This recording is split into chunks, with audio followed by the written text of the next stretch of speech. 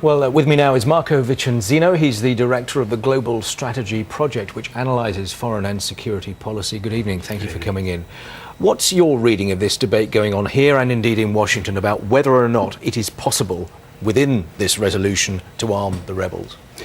The quote, "all means necessary" to protect the civilian population, implied in that should be the fact is the threats, the sources to the civilian populations. So as a result, whatever means are necessary to protect those civilians, those means should be taken, those measures should be taken.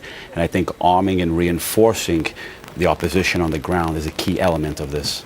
So legally, that would be fine in your It's subject to interpretation, but that's the way I would interpret it. Right. Let's take it forward in that case. If you're right about that, how do we then look at the people that we might be arming? How do we judge the ones that we speak to? How do we make the necessary contact to make that happen? Former government army elements that have defected, those obviously have some training. There's ones on the ground that have absolutely no training, and that will take time. So that is the biggest challenge. So in this case, it's important to focus on those elements that have defected. If the training will take time with the others, but once again, time is of the essence. And at present, you might see the probability or the possibility of some sort of protracted stalemate going on for the immediate future. The principal reason being is that there's not sufficient opposition forces that can confront the government forces. And in this case, the government forces are well equipped, well supplied, and can last for quite a while. If timing is of the essence, as you say, surely one of the concerns will be that not sufficient numbers of questions are asked about the people actually being given the arms before they're handed over. That's what I'm saying. The elements that are not militarily trained, those are the elements that I would be extremely cautious in giving weapons to.